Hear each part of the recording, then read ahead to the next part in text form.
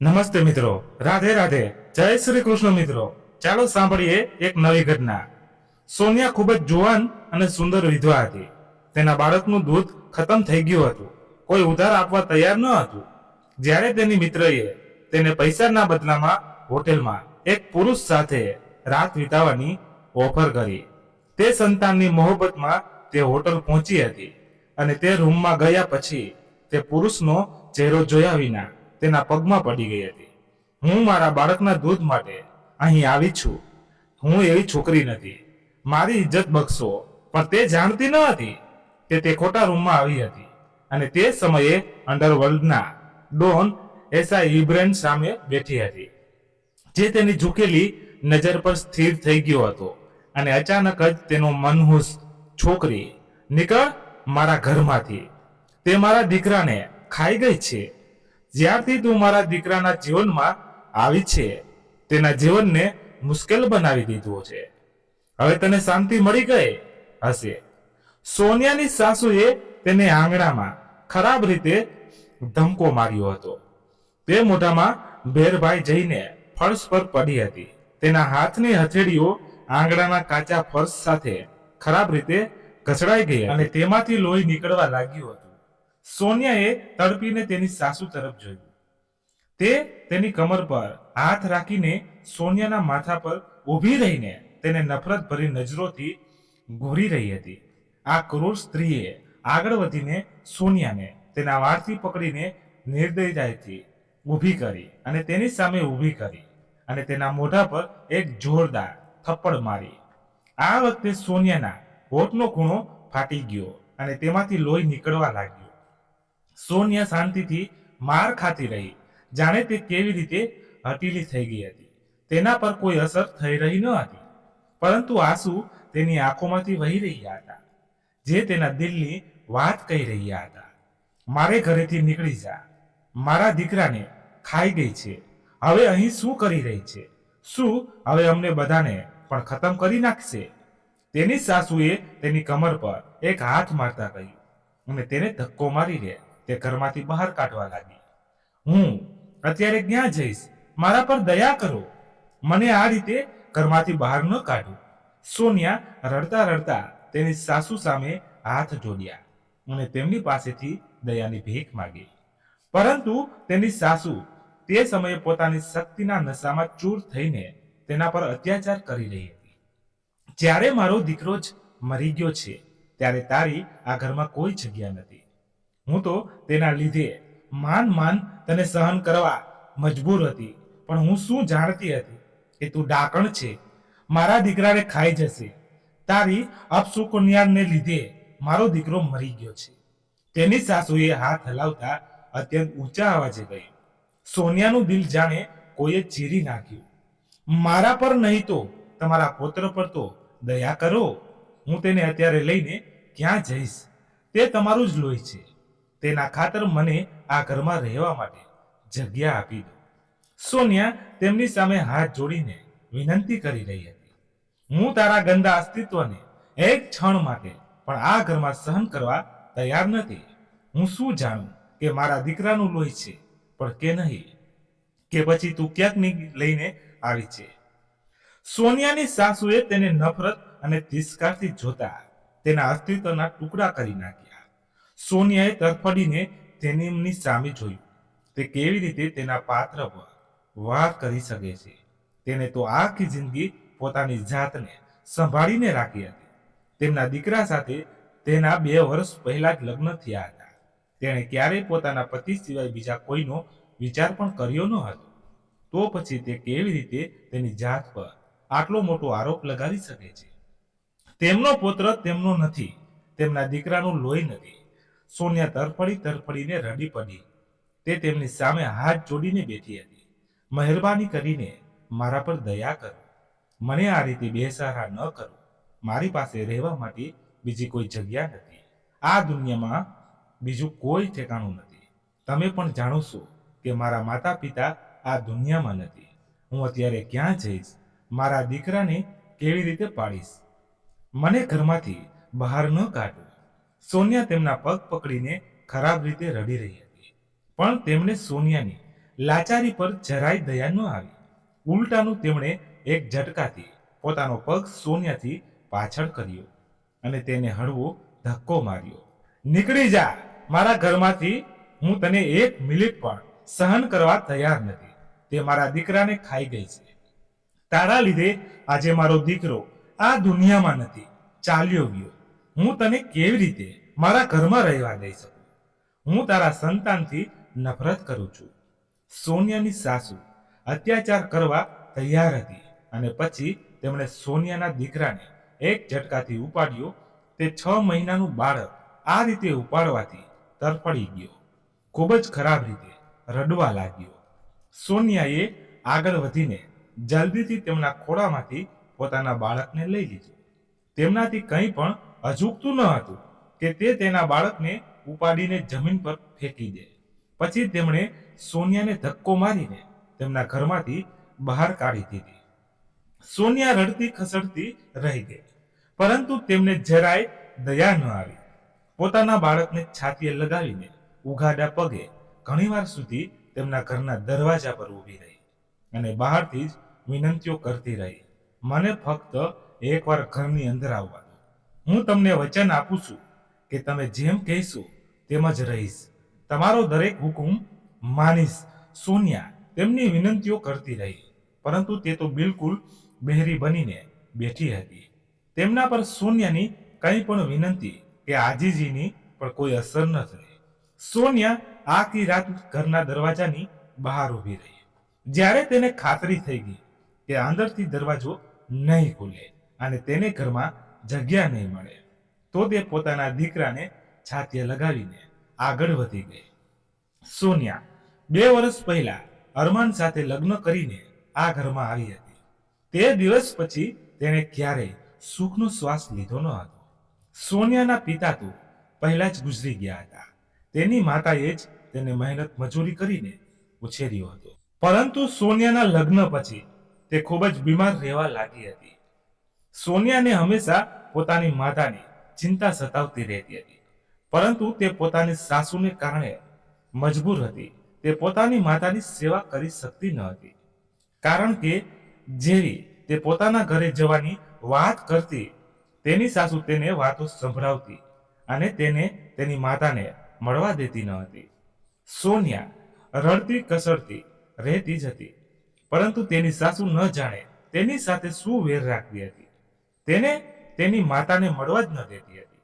સોનિયા પર પોતાની માતાના ઘરે જવાની વાત પર ઢગલો જવાબદારીઓ નાખી દેતી હતી. સોનિયા તેમની સામે કંઈક કહી શકતી ન હતી. અરમાન પણ પોતાની માતાની સામે મજબૂર હતો. તે પણ તેમને કંઈ કહેતો ન હતો.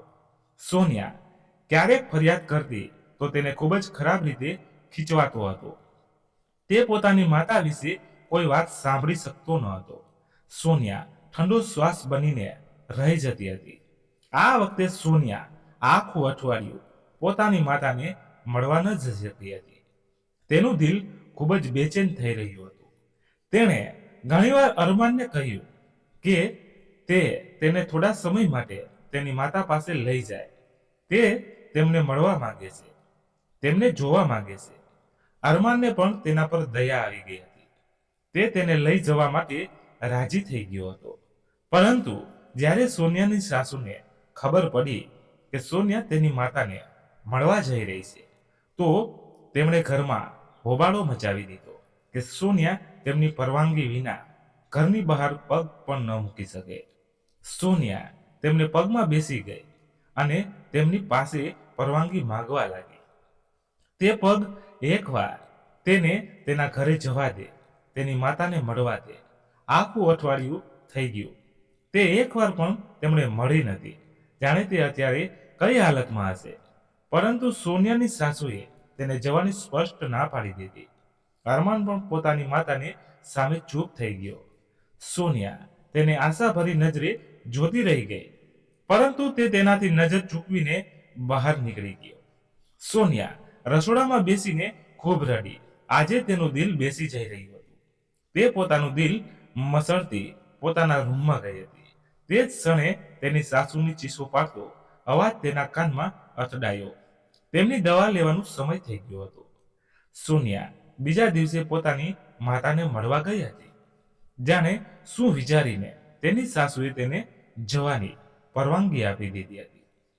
સોનિયા ખુશી ખુશી પોતાની માતાના ઘરે મળવા ગઈ હતી, પરંતુ તે ક્યારની દરવાજો ખખડાવતી રહી હતી. કોઈ પણ દરવાજો ખોલી રહ્યું ન હતું. સોનિયાને ચિંતા થવા લાગી હતી. તે ખૂબ જ ગભરાઈ ગઈ હતી. પડોશના કેટલાક લોકો પણ પોતાના ઘરમાંથી નીકળીને આવી ગયા હતા. કેટલાક માણસોની મદદથી અરમાન દરવાજો તોડીને અંદર દાખલ થયો હતો અને પછી સોનિયાના શ્વાસ થંભી ગયા. તેની આંખો સામે તેની માતા ફર્શ પર ઊંઘી પડી હતી. સોનિયાના હોઠમાંથી એક હૃદયદ્રાવક ચીખ નીકળી. તે તરફડીને પોતાની માતા તરફ દોડી. તેની માતા આંગણની વચ્ચોવચ્ચ પડી હતી. તેમની આંખો ખુલ્લી હતી. કદાચ તે સોનિયાની રાહ જોતા જોતા આ નાશવત દુનિયામાંથી વિદાય લઈ ચૂકી હતી. તે દિવસે સોનિયા ચીસો પાડી પાડીને રડી. તે પોતાના દુઃખ અને આંસુઓમાં વહાવી દેવા માંગતી હતી. તેનું દિલ દુઃખથી તૃપ્તાથી ફાટી રહ્યું હતું. અરમાને ખૂણામાં ઊભો રહીને આ બધું જોઈ રહ્યો હતો. તેણે સોનિયાને સંભાળવાનો પ્રયત્ન કર્યો, પરંતુ સોનિયાએ હવે તેની સહાનુભૂતિની કોઈ જરૂર ન હતી. તે જ સમયે તેની માતાના અંતિમ સંસ્કારની વ્યવસ્થા કરવામાં આવી હતી. સોનિયાનો છેલ્લો સહારો પણ ખતમ થઈ ગયો. તેનું પિયર ન હતું રહ્યું. ઘર પણ ભાડાનું હતું. સોનિયા હવે બિલકુલ નિરાધાર થઈ ગઈ હતી. હવે આ દુનિયામાં તેનું કોઈ પોતાનું ન હતું રહી ગયું. હવે તેની સાસુ જે ઈચ્છે તેવું તેની સાથે વર્તન કરી શકતી હતી. અરમાન આ બાબતમાં કંઈ બોલતો ન હતો. દર વખતે પોતાની આંખો બંધ કરી લેતો હતો.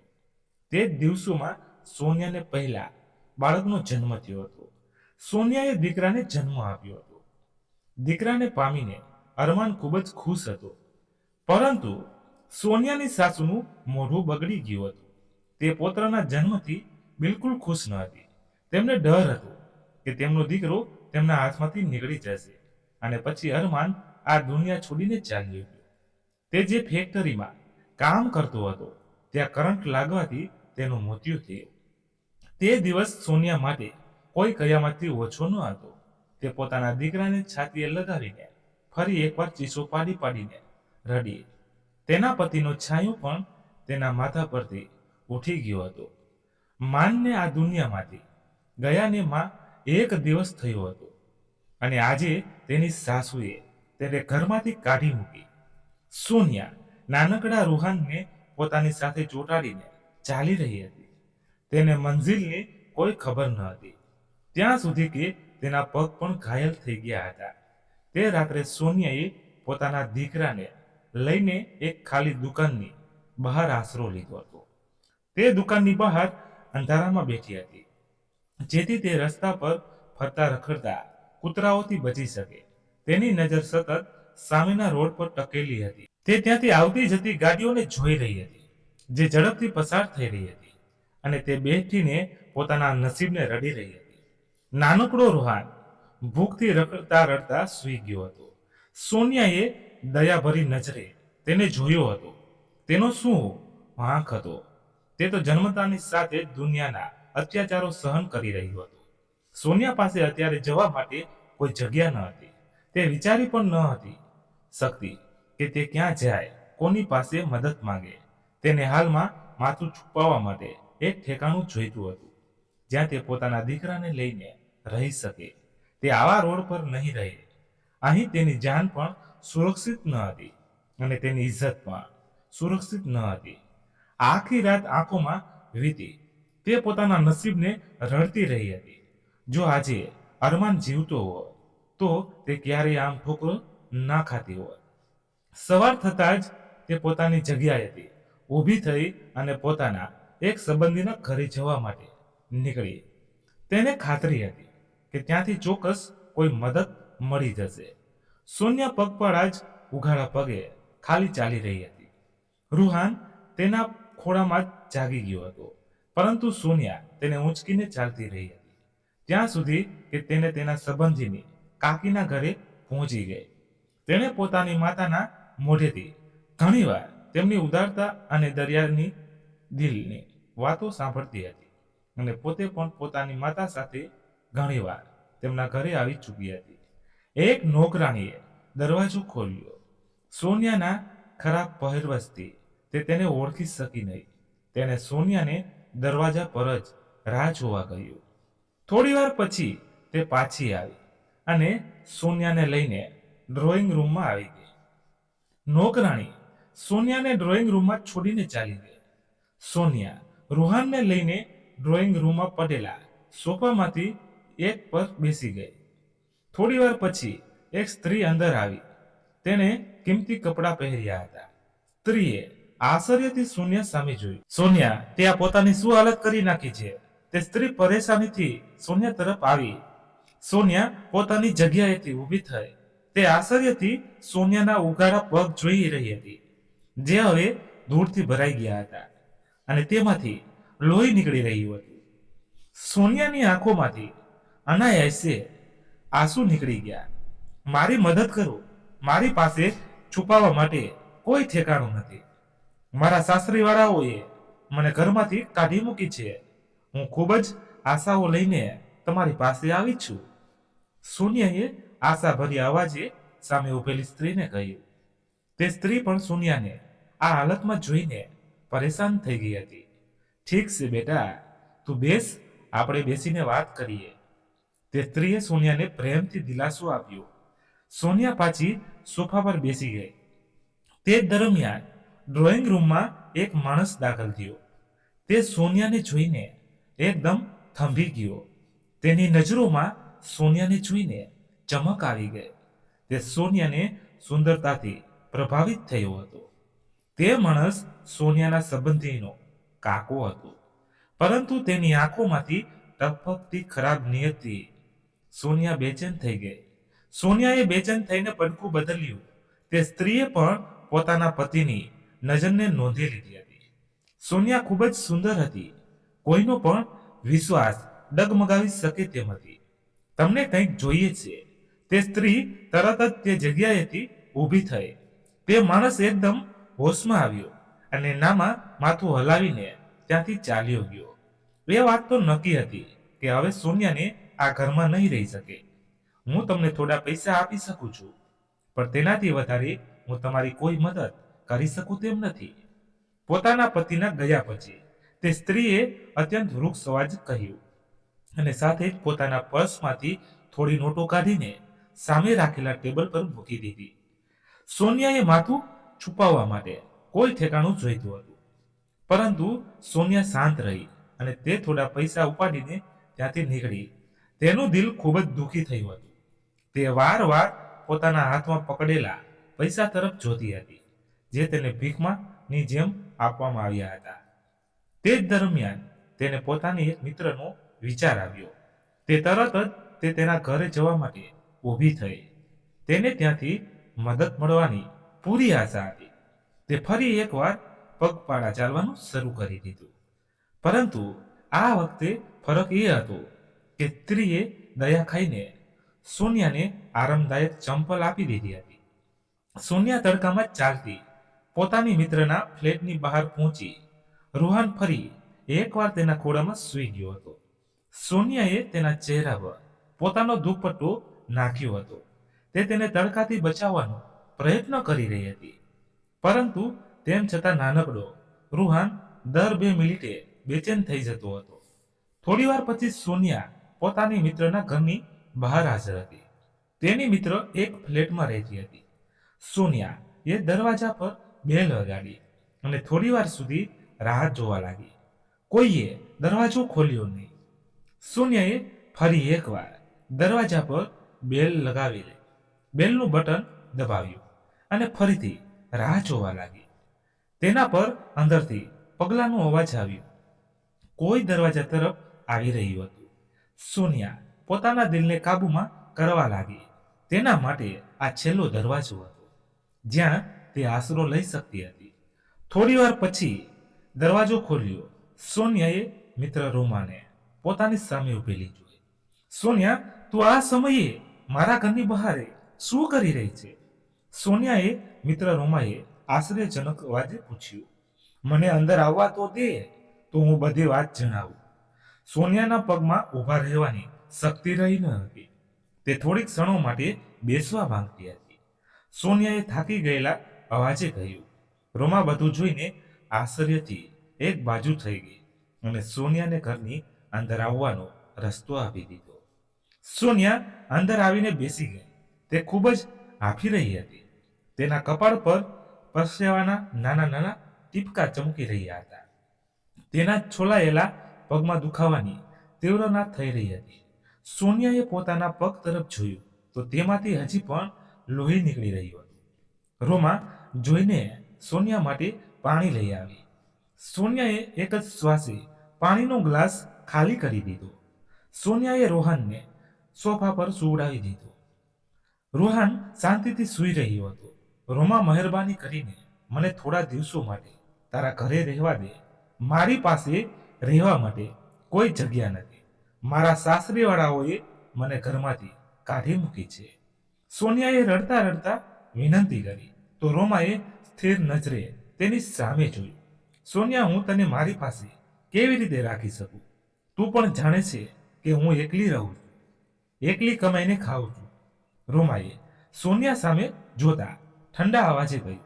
સોનિયાએ રોમા સામે હાથ પણ જોડ્યા. રોમા, મહેરબાની કરીને મારી મદદ કર. મને માથું છુપાવવા માટે છત જોઈએ છે. હું તને ક્યારેય પરેશાન નહીં કરું. આખી રાત મેં રસ્તા પર વિતાવી છે. મારા માટે રહેવા માટે કોઈ ઠેકાણું નથી. રોમાએ ઠંડો શ્વાસ ભરીને સોનિયા તરફ જોયું અને પછી કંઈક વિચારીને તેની પોતાની સાથે રાખવા માટે હા પાડી. પરંતુ હું તને વધારે દિવસો સુધી મારી પાસે રાખી નહીં શકું. તમારે અહીં રહીને તમારો ખર્ચ જાતે ઉપાડવો પડશે. રોમાએ સ્પષ્ટ લીલી ઝંડી બતાવી. સોનિયાએ તે સમય જાણતી ન હતી કે રોમા શું કામ કરે છે.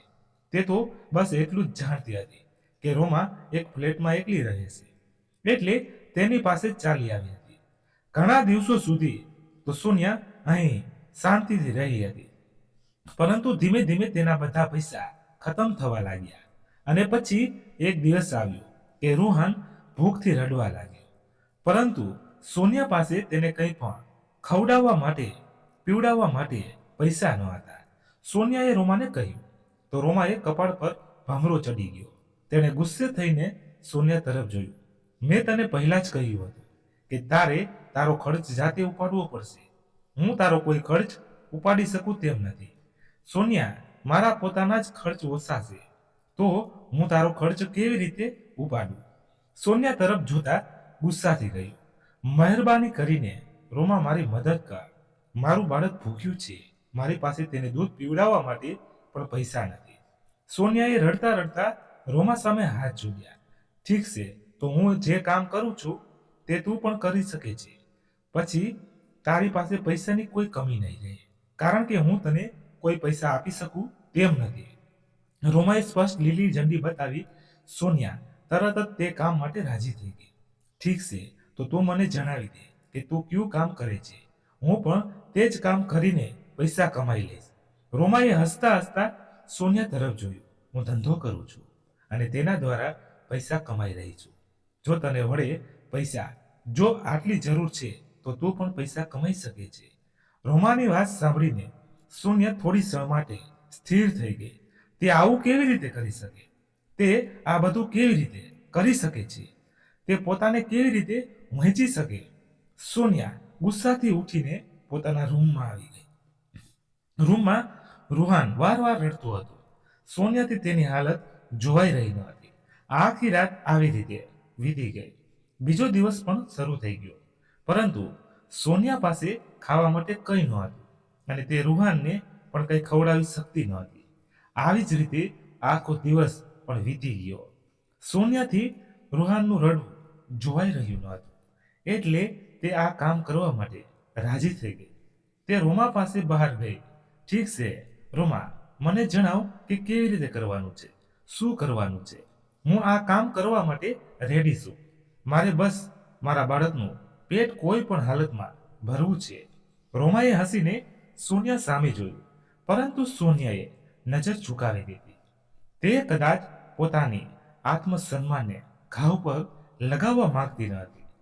હું હોટલનું સરનામું આપું છું, તું તે રૂમમાં જતી રહેજે, તેના બદલામાં તને પૈસા પણ મળશે.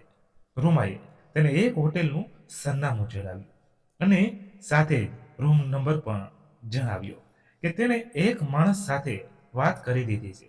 જો તે તેની સાથે થોડો સમય વિતાવશે તો પછી તેને ઘણા પૈસા આપશે.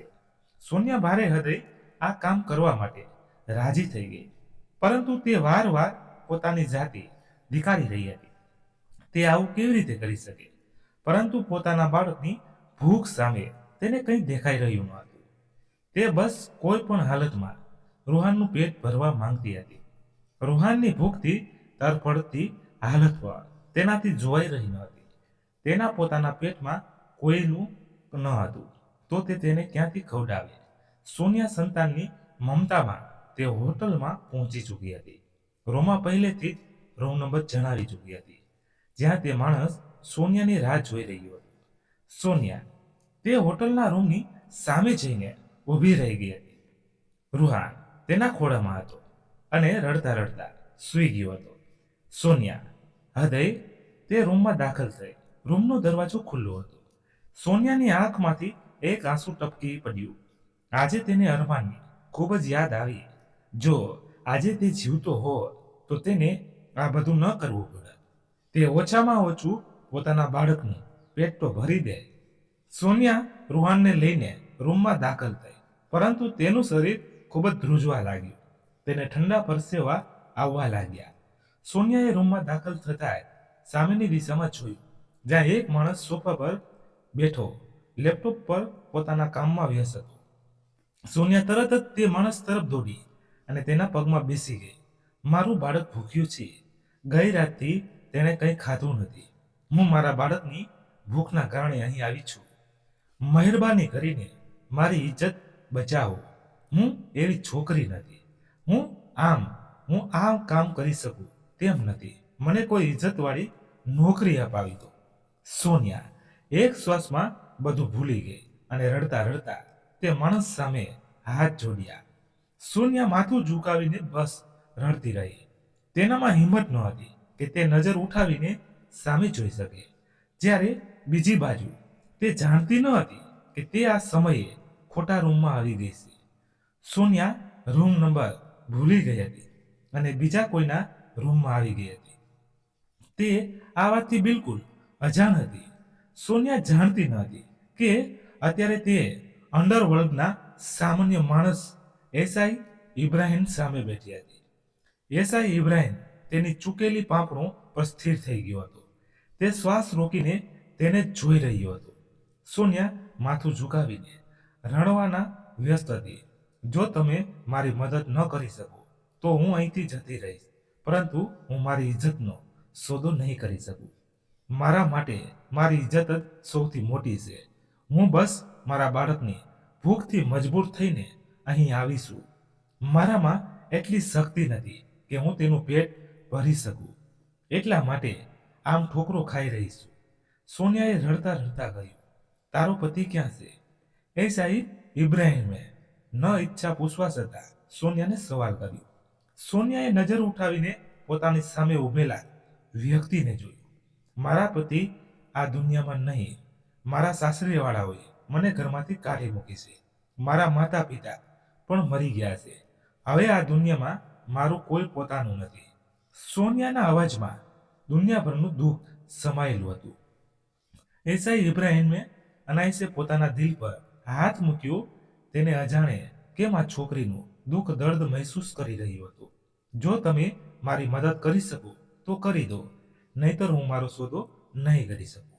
હું મારે મિત્રને મજબૂર કરવાથી અહીં આવીશું, પરંતુ હું આ કામ કરી શકું તેમ નથી. સોનિયાએ ફરી એકવાર તેની સામે હાથ જોડ્યા.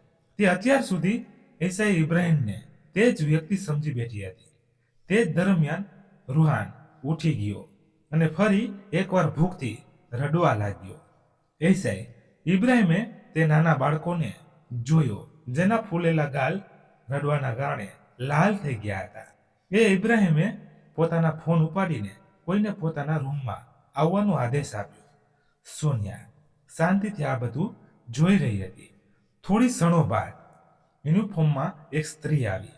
એસઆઈ ઇબ્રાહિમે તેને સંબોધીને બોલ્યા, મારા આ બાળકને તમારી સાથે લઈ જાઓ. તેને ભૂખ લાગી છે, તેનો પેટ ભરવો. એસઆઈ ઇબ્રાહિમે પોતાની નોકરાણીને આદેશ આપ્યો, જે ચોક્કસપણે બાજુના રૂમમાં હાજર હતી. સ્ત્રીએ તરત જ આગળ વધી અને સોનિયાના ખોળામાંથી રૂહાનને લઈ લીધો. સોનિયા મૂંઝવણની સ્થિતિમાં હતી. તેને સમજાઈ રહ્યું ન હતું કે તેણે રૂહાનને તેના હવાલે કરવો જોઈએ કે નહીં. પરંતુ એસઆઈ ઇબ્રાહિમના કહેવાથી તેણે રૂહાનને કેરોલિના હવાલે કરી દીધો. કેરોલિના રૂહાનને લઈને ચાલી ગઈ. તમે મારા બાળકને અહીંથી કેમ મોકલી દીધો? મહેરબાની કરીને હું આ કામ કરી શકું તેમ નથી. મને અહીંથી જવા દો. સોનિયા ખૂબ જ ગભરાઈ ગઈ હતી. તેનું દિલ ખૂબ જ જોરથી ધબકી રહ્યું હતું. તેના કપાળ પર પરસેવો ચમકવા લાગ્યો હતો. એસા ઇબ્રાહિમ પોતાની જગ્યાએથી ઉઠીને તેની સામે આવીને ઊભો રહ્યો. બંનેની નજર એક ક્ષણ માટે ટકરાઈ. સોનિયાએ ગભરાઈને આમ તેમ જોયું. સોનિયાને પોતાના ધબકારાનો અવાજ પોતાના કાનમાં વાગતો હોય તેવું લાગી રહ્યું હતું. તમે ખોટા રૂમમાં આવી ગયા છો.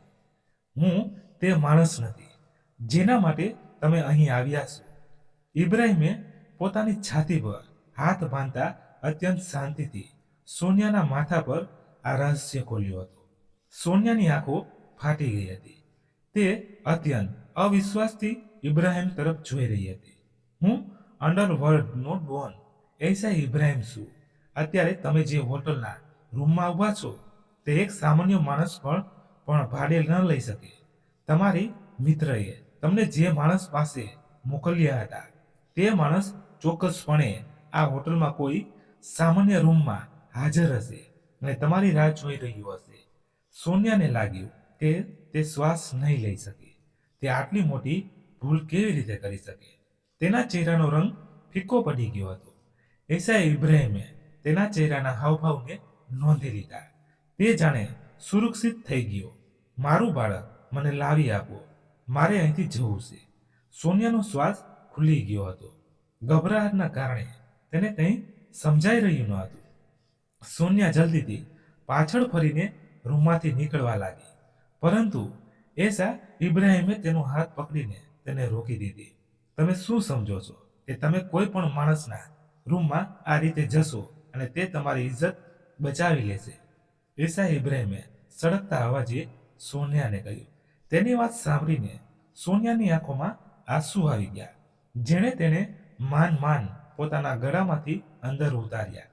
તમે કદાચ પુરુષ જાતિથી પરિચિત નથી જે તમારા જેવી છોકરીઓને ચપટીઓમાં મસળી નાખે છે.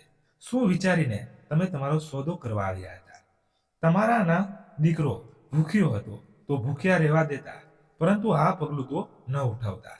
ન જાણે કેમ એસા ઇબ્રાહિમને ગુસ્સો આવી રહ્યો હતો. સોનિયાએ તરફડીને તેની સામે જોયું. હું તેની માતા છું. મારે દીકરાને ભૂખ્યો કેવી રીતે જોઈ શકું?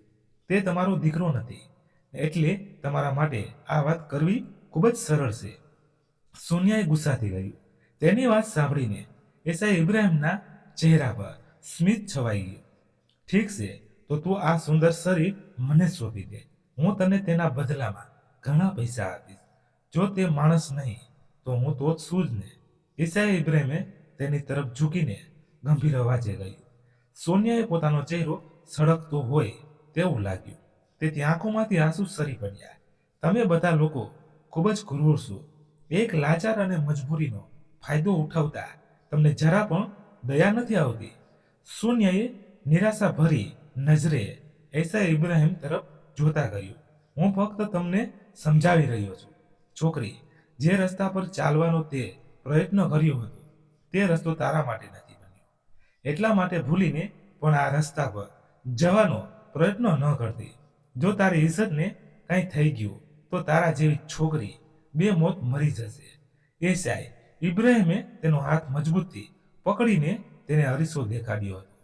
તરત જ એસાઈ ઇબ્રાહિમે ફરી એકવાર કોઈને ફોન કરીને પોતાના રૂમમાં બોલાવ્યા અને કેરોલિના ફરી એકવાર હાજર થઈ. તેના ખોળામાં રૂહાન રમતો હતો. કેરોલિના તમે બંનેને લઈને ઘરે જાઓ અને તેમનું ધ્યાન રાખવાનો દરેક શક્ય પ્રયત્ન કરજો. આ મારા ખાસ મહેમાન છે. હું મીટિંગમાંથી ફ્રી થઈને ઘરે આવીશ. કેરોલિના એ હામાં માથું હલાવીને રૂમમાંથી નીકળી ગઈ. સોનિયાએ આશ્ચર્યજનક નજરે તેની સામે જોયું. જો તમને મારા પર થોડો પણ વિશ્વાસ હોય તો કેરોલિના સાથે મારા ઘરે જાઓ, અને જો તમે મારા ઘરે જવા નથી માંગતા તો આ દુનિયાની ઠોકરો ખાવા માટે પોતાની જાતને તૈયાર કરી લો. કારણ કે આજે તો તારી ઇજ્જત સુરક્ષિત રહી ગઈ છે, પરંતુ હું આગળની તમને કોઈ ખાતરી આપી શકું તેમ નથી. ઈસા ઇબ્રાહિમે ઠંડા અવાજે કહ્યું. સોનિયા તેની વાત સાંભળીને થોડી ક્ષણો સુધી પોતાની જગ્યા સ્થિર ઊભી રહી. તેને સમજાઈ રહ્યું ન હતું કે તે શું નિર્ણય કરે, પરંતુ તેનું દિલ ઈસા ઇબ્રાહિમના પક્ષમાં નિર્ણય કરવા માંગતું હતું. તે શાંતિથી માથું ઝુકાવીને રૂમની બહાર આવી હતી. કેરોલિના બહાર જ ઊભી રહીને તેની રાહ જોઈ રહી હતી. સોનિયાના બહાર આવતા તે તેને લઈને આગળ ચાલવા લાગી. સોનિયા તેની પાછળ પાછળ ચાલી. નીચે જ ઇબ્રાહિમની ગાડી ઊભી હતી. સોનિયા અને રોહાન તેમાં બેસી ગયા. થોડી વાર પછી ગાડી ઇબ્રાહિમના ઘર સામે ઊભી રહી. સોનિયાએ પોતાની જિંદગીમાં આટલું મોટું ઘર પહેલી વાર જોયું હતું.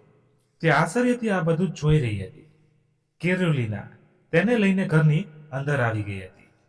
તેણે સોનિયાને હોલમાં બેસાડી અને પોતે તેના માટે કંઈક ખાવાનું લેવા ચાલી ગઈ. સોનિયાએ ઘણા દિવસો પછી પેટ ભરીને ખાધું હતું. ખાવાનું ખાતી વખતે તેની આંખોમાં આંસુ હતા.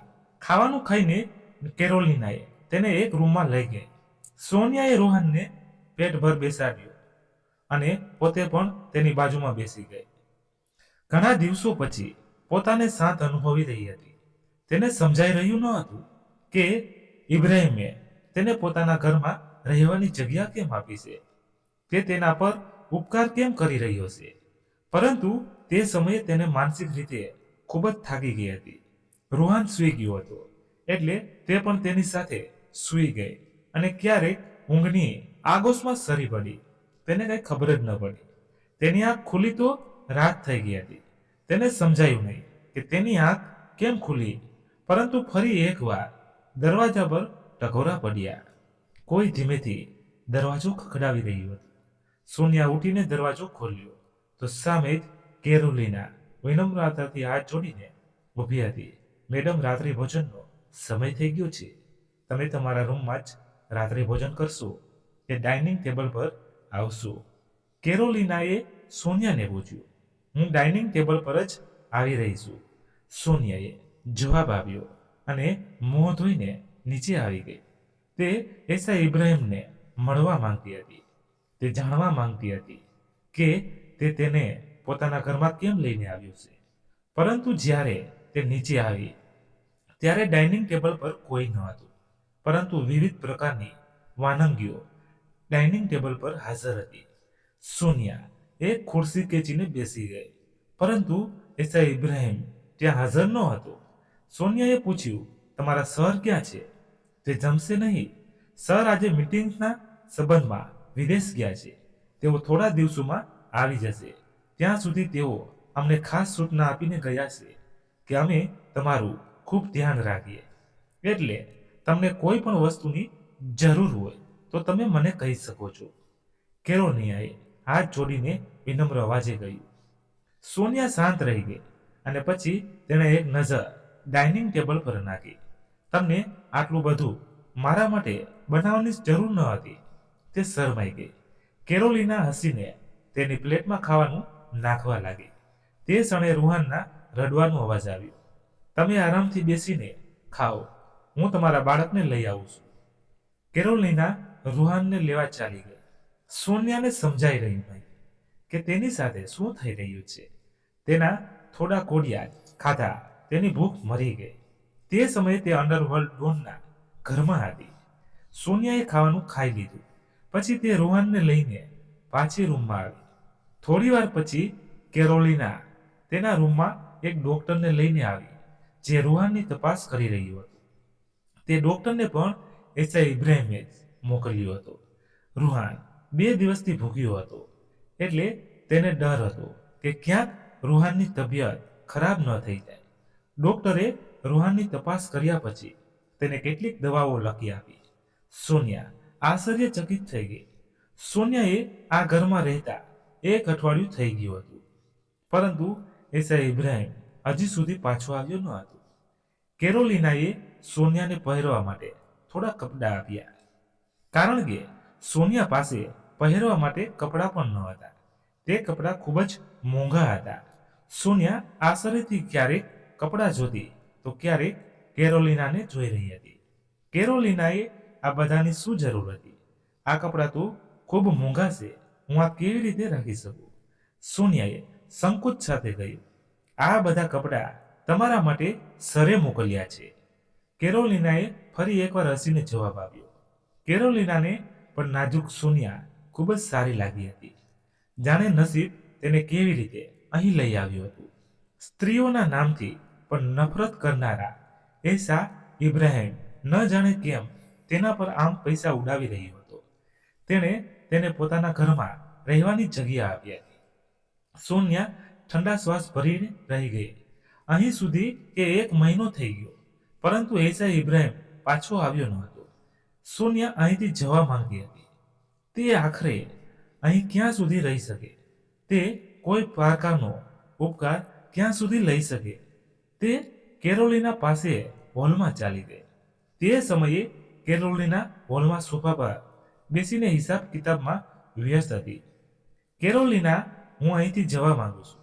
હું કોઈ પારકાના ઘરમાં ક્યાં સુધી રહી શકું?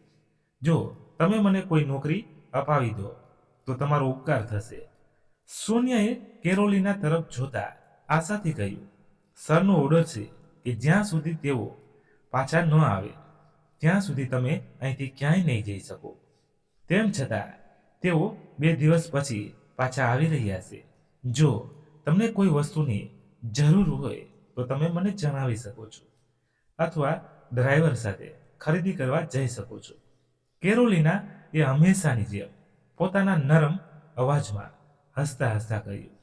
સોનિયા તેને જોતી રહી ગઈ. તે સમયે ચૂપ થઈ ગઈ.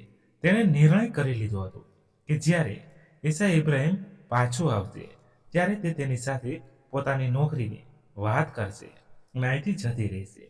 તે વધુ તેને કોઈ ઉપકાર લેવા માંગતી ન હતી. પહેલાની જ તેણે તેના પર ખૂબ ઉપકાર કર્યો હતો. 2 દિવસ કેવી રીતે પસાર થઈ ગયા કંઈ ખબર જ નથી પડી. આખરે એસઆઈ ઇબ્રાહિમ પાછો આવી ગયો, પરંતુ જ્યારે તે ઘરે આવ્યો ત્યારે રાત થઈ ગઈ હતી. સોનિયાએ પોતાના રૂમની બારીમાંથી તેને આવતો જોઈ લીધો હતો, પરંતુ તે સમયે તેની સાથે વાત કરવી યોગ્ય ન લાગી, એટલે તે દિવસ થવાની રાહ જોવા લાગી. રાત તેની આંખોમાં વીતી. ઇબ્રાહિમનો સામનો કરવાની જ તેને પોતાના જીવ નીકળતો હોય તેવું લાગી રહ્યું હતું. બીજા દિવસે સૂરજ ઉગી ગયો હતો. રૂહાનને સૂત્રો છોડીને સોનિયા નીચે આવી. કેરોલિના એ તેને નાસ્તા માટે બોલાવી. તે નીચે આવી તો એસા ઇબ્રાહિમ પહેલાથી જ નાસ્તાના ટેબલ પર હાજર હતા. સોનિયાએ જોઈને તેના ચહેરા પર સ્મિત આવ્યું. કેમ છો?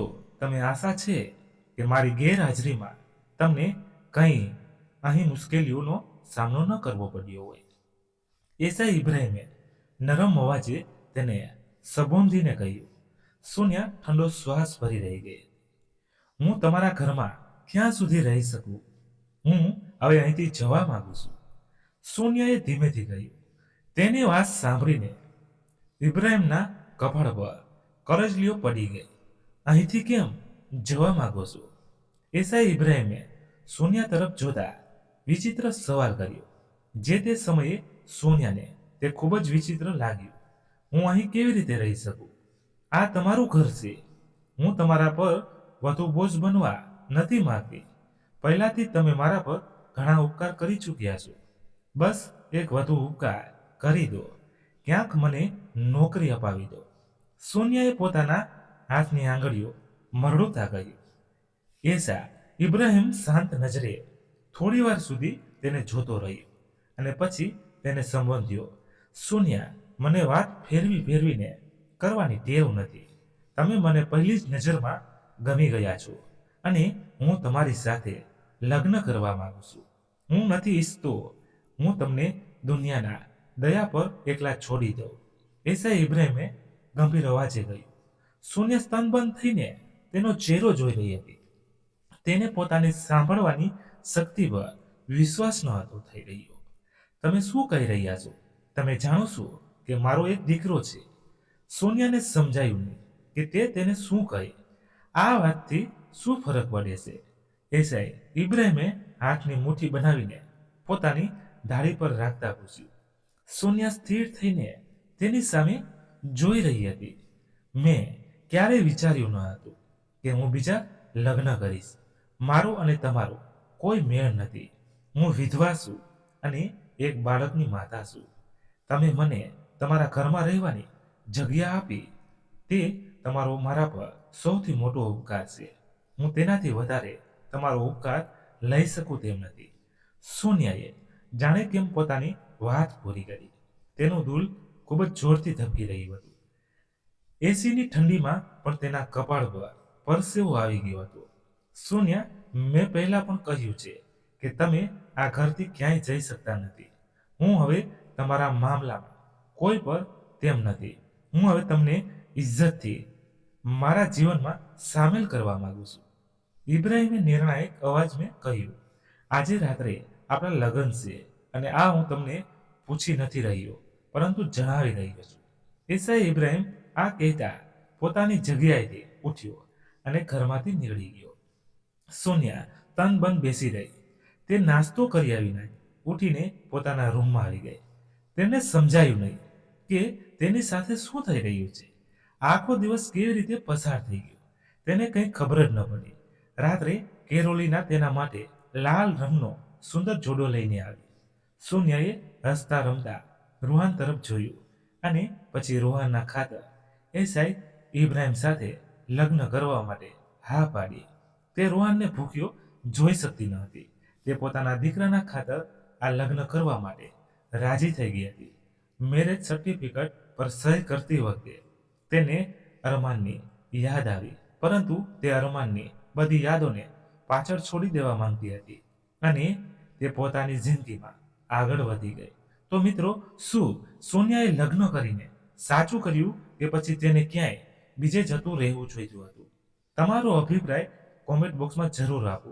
તો મિત્રો, આ વાર્તા ગમી હોય તો લાઈક કરી તમારા મિત્રો સાથે શેર કરજો. ધન્યવાદ. ફરી મળીએ નવી વાર્તા સાથે. ત્યાં સુધી તમારા પરિવાર સાથે ખુશખુશાલ રહો. જય હિન્દ, જય ભારત. અને મિત્રો, આ વાર્તામાં ક્યાંક ક્યાંક શબ્દમાં ક્યાંક ક્યાંક ભૂલો થઈ હોય તો તમે ચોક્કસ અમને કોમેન્ટ કરીને જણાવજો. આગળની વાર્તા લાવતા પહેલા અમે ચોક્કસ ધ્યાન રાખીએ તો મજા આવે અમને પણ. તમે કોમેન્ટ કરતા રહો ને અમારી ભૂલો અમને કહેજો.